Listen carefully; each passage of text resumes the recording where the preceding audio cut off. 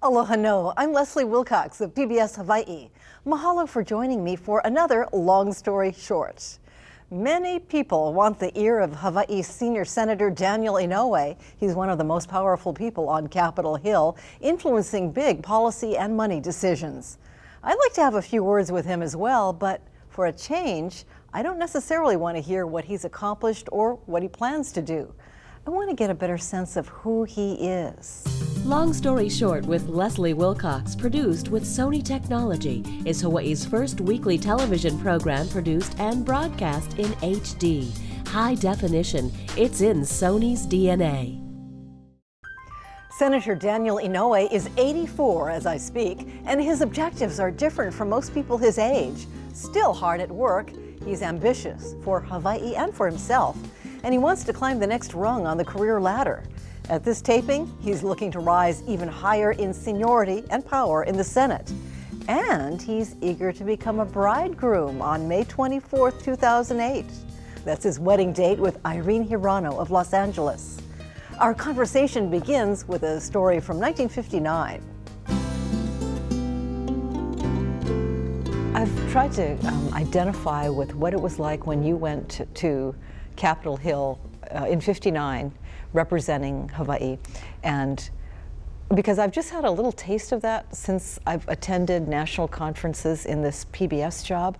When I say where I'm from, I see people's eyes glaze over. In other words, you're from this insignificant, isolated place. You don't matter in the power grid, and they move on. Did that happen to you when you hit the Hill? That was a lot longer ago. Not exactly. As I said, I was lucky. I was in my office, it's a bare room, no books, all by myself, no secretary, and the phone rings. I pick it up, hello, and the voice on the other end says, I can't pronounce your name, but are you the new congressman from Hawaii? I said, yes, sir. I'm the speaker. Sam Rayburn? Yeah. He said, if you got free time, come around. I'd like to chat with you. I'll be there, sir. Boom. I had no idea there was a tunnel, a subway. I just got out, and this is in August, hot, hot, hot. I ran across the field, walked up the stairs. There it was. He took me on a tour of the house, told me where he sits, where I would very likely sit, took me to the barber shop and said, we don't pay these fellas enough, so tip them 25 cents. This is the bank, this is all over the place. Then we got back to his office. He's sitting down, majestic, bald-headed. I'm on the other end. And he says, in this city, the president is the best known person. I said, yes, sir. Next to the president is the Speaker of the House, that's me. Next to me is you. I said, sir? He said, well, after all, there are not too many one-armed jabs around here. And you didn't get offended? No, I didn't get offended. And I said, oh, thank you. So he said, make the most of it. And he was very good to me. So he said to emphasize your differences. Yeah. I was on the table, the Texas table. So when I got in, I sat down. The reason for this, very likely, was the fact that the 442 rescued the Lost Battalion, the Texas. The National Guard guys. Yeah. So that was it, the Lost Battalion connection. Like that. And he was good to me. Speaker of the House Sam Rayburn represented the state of Texas, whose 1st Battalion, 141st Infantry Division, originally the Texas National Guard, became known as the Lost Battalion. During a storied World War II battle, 211 Texans were rescued from German bombardment in a forest in France. The rescuers were from the 442nd Regimental Combat Team and 100th Battalion, which suffered terrible casualties reaching the Texans. The young Dan Inouye well remembers the day America was thrust into that war at Pearl Harbor. When you were 17 years old, I think it was 3 months after you turned 17, you began to grow up in a very big way because Pearl Harbor was attacked. Yes. It was a difficult time. I can't forget this moment. On the 7th, we're preparing to go to church, Sunday. And I'm getting myself groomed up with a necktie. Once a week I wear a tie. And I'm listening to the music and the disc jockeys just saying, and next we have this and that. All of a sudden he started screaming. Pearl Harbor is being bombed. The Japs are bombing Pearl Harbor. It's not an exercise. It's not an exercise. And kept on doing this. I thought it was some kind of Orson Welles job. So I went out on the street, looked towards Pearl Harbor, and poof, poof, poof. I ran in, said, Papa, come out here. He looked at that, and all of a sudden, 3 planes flew right overhead, returning from the run. Gray, red dots. You knew right away what it was? I knew that the world had come to an end, my world. At least I thought so. What did you do right after that? Then I got in the house, I undressed, put on my work clothes because I was then a member of the Civil Defense aid station. And I knew very well that they'd be calling me and I wanted to be ready. So instead of waiting, I took my bike and left and told my parents if they called, tell them I'm on my way. What was it like when you got there? Well, when I got there, it was just chaotic because just prior to that, the anti-aircraft shells somehow landed in McCully. See, oftentimes when they put the shells into the gun, you put a timer on so that it would explode at 1,500 feet or 2,000 feet or 3,000 feet. In this case, somebody forgot to put the timer. So about 6 of them landed in McCully and causing casualties. About 10 died. And so I was very busy from the moment I got there. Now, you know where McCully Chop Suey is? King and McCully. Across the street used to be a drugstore with a soda fountain and all that. Now it's some fancy restaurant there. Oh, Chef Mavros. That's right. That's where. Boom, boom, boom, you know. I'm just wondering if you could channel back to your early childhood in Mo'ili'ili, living on Bingham Tract, and tell me what your life was like. What street did you live on? Well, first I lived on Houston Street. No longer exists. The house, if you call it that, was located across the Willows. Which is now a parking lot. Yes. And I did go to the Willows because the Willows had been owned by a couple, very wealthy couple, with no children, and they went to St. Mary's Mission, about 3-4 blocks down the road, and adopted 2 twins, pair. And I used to go to St. Mary's Church, so I get invited there. The pool in the Willows is an artesian well, and we used to swim there all the time. Further down the street, there were taro patches. We call them pake patches, and get chased out all the time because we're going for the juicy shoots. It was a great life. Went to Washington Intermediate and then McKinley High School, and war came along. It's well known that Senator Inouye joined the 442nd Regimental Combat Team, lost an arm fighting in the European theater, and became a decorated war hero. He received rehabilitation services far beyond what most of our Iraq War veterans are getting, and he had no doubt about the need for that world war. it was a great experience. I would never give it up. You know, people ask me, knowing what you know now, would you go back again? Absolutely. Many of us felt terrible that your neighbors might feel that we are unpatriotic, un-American, because a couple of weeks after the 7th, we were all declared to be enemy alien. And it was 4C. 4F is physically unfit, 4C is enemy alien. We had no idea about the internment camps in Hawaii. We just noted certain people disappeared, but we had no idea where they were headed for. But the bulk of us all remained in Hawaii, and we petitioned the White House, please let us serve. And finally, the 1st of 1943, executive order was issued forming this regiment.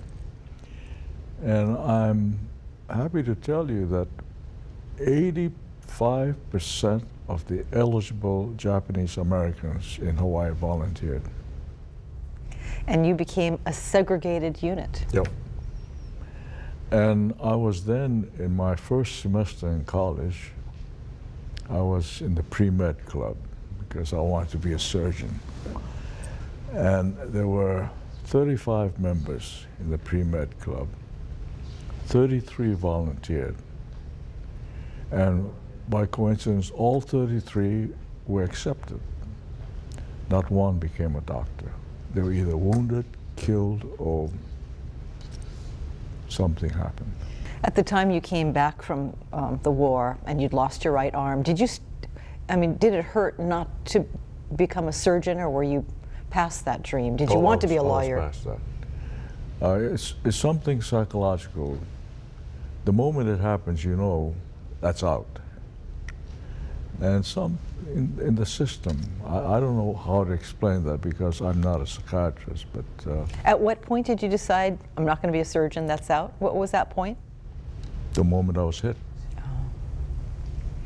I've read your commendation, the description of why you won the Medal of Honor, and you probably didn't write it, so I want to find out if what it says is really what resonates with you. For one thing, it says, you acted with complete disregard for your personal safety.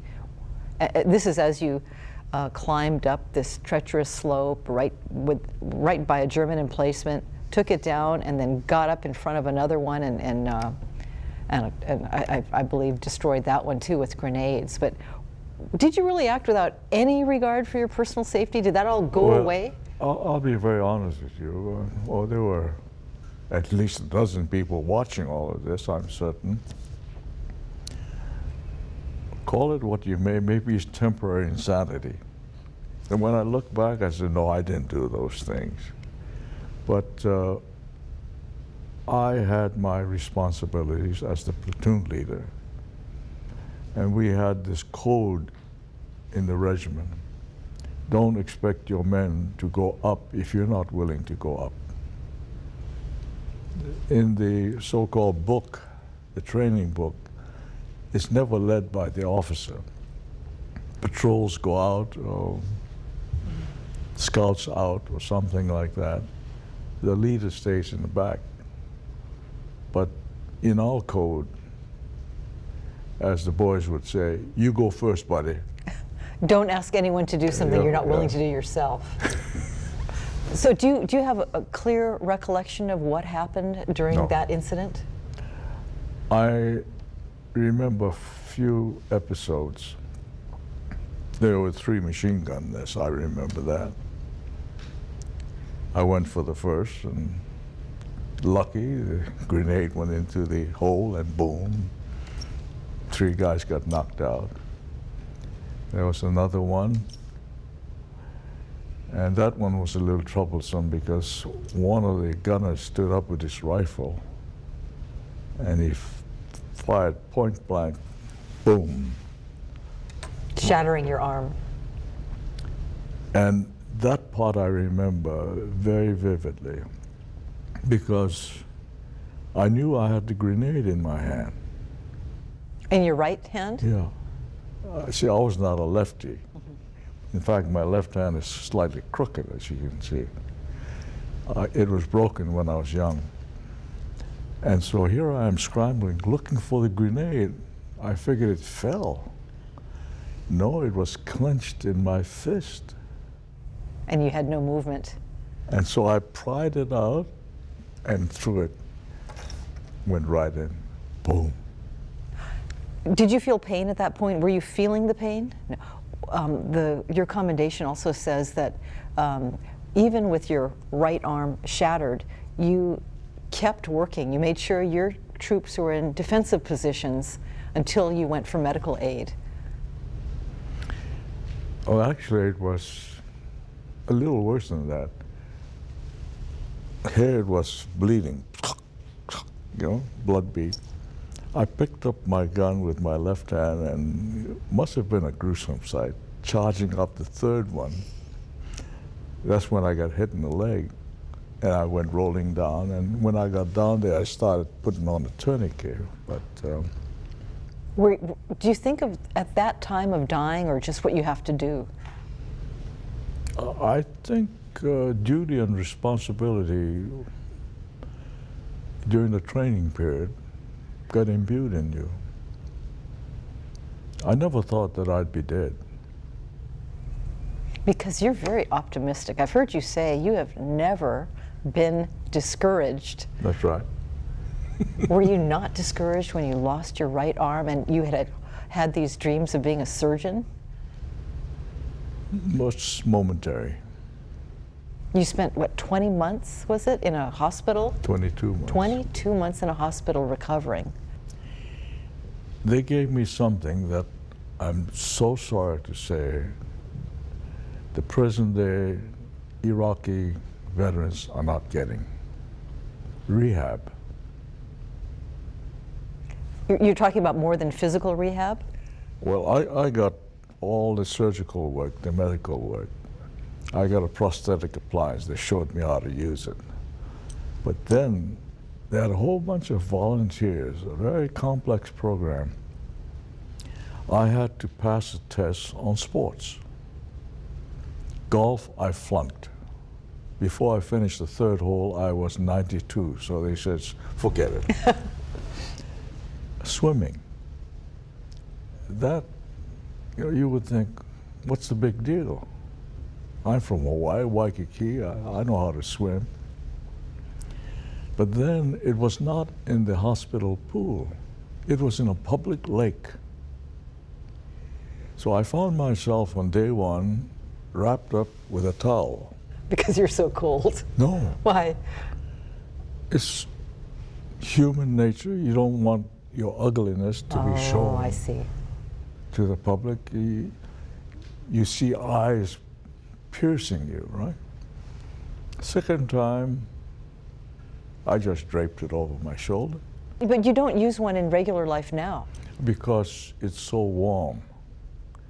And the prosthetic appliance I had, you had to put on a stump sock, they call it, heavy woolen, and then you shove it into that hole and strap across here. You perspire all the time. And I figured, as long as I had the muscles here, it's good enough.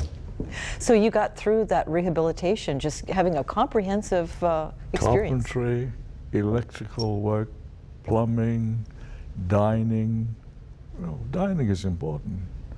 As the instructor said, a man prefers steaks, but you got one arm, the whole class with just one arm. The odds are you're going to bypass the steak because you don't want to tell the waitress, please cut it for me. And especially your girlfriend, you're not going to ask her, please cut it for me. So you're going to deprive yourself. He says, no, I'm going to teach you to have confidence.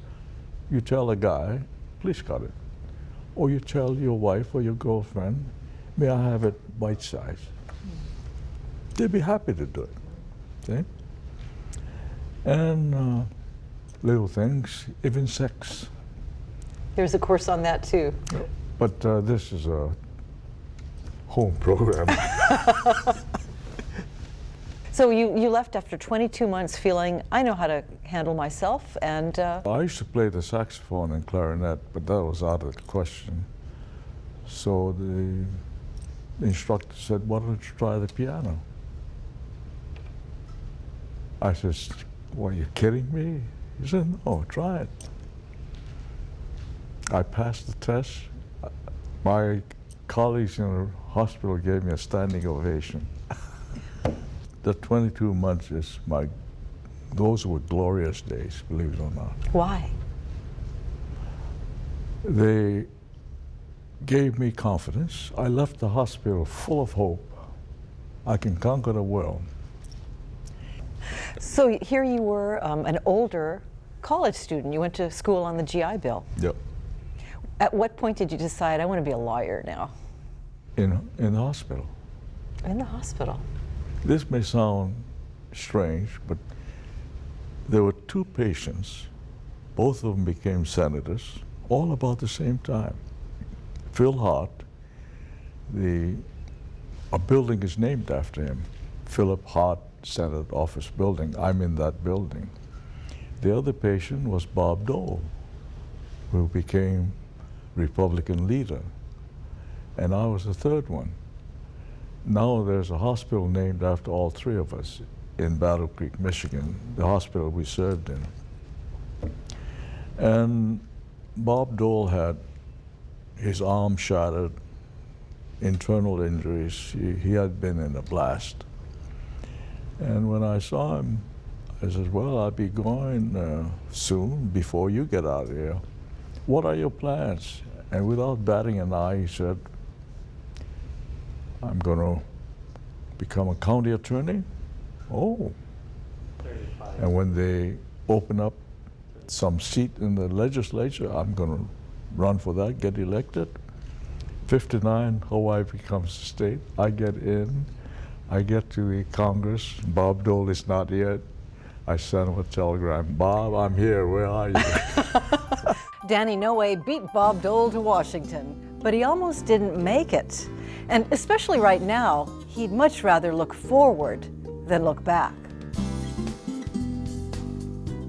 At that point, you had a long life ahead of you. Tell me what your life ahead of you looks like right now at age 84. At age 84, I would say that I expect interesting things to happen from now. Well, living with Irene would be interesting in and of itself, even if I went in the Senate. But in the Senate, I'm number 3. In seniority. And the odds are someday I could be president pro tempore, which is something I'm not working for, because although constitutionally you're third in line for the presidency, but I'm one step away from the Appropriations Committee. So someday I will very likely be the chairman of the Appropriations Committee, plus Defense Appropriations Committee. And right now I was selected as Mr. Pig or Mr. Pork of the Year. Which are now called earmarks in the presidential campaign. And I'm going to fight for it, because the Constitution is very clear that the Congress plays a major role in establishing the budget. And all of my programs are transparent, above board. Money's for this. This is nothing crooked. I've had some that I had to explain. Now, so the term earmark has become a bad word on Capitol Hill, but it's pork barrel spending, and you have brought a lot of that home to Hawaii. If you call it that. East-West Center is earmark. The bridge to Fort Island, when I put that in there, they said, oh, come on, Dad, what's that for? It's going into a desolate island. That's why it's going there. Now you're going to have 650 family units 1,000 bachelor quarters, home for the special forces, centralized office of NOAA, National Oceanographic Atmospheric Administration. We will have a regular home now for the Missouri. It's going to be a busy island. So you're going to continue with earmarks. Absolutely. I And see. now as chairman of appropriation, I'm in better shape.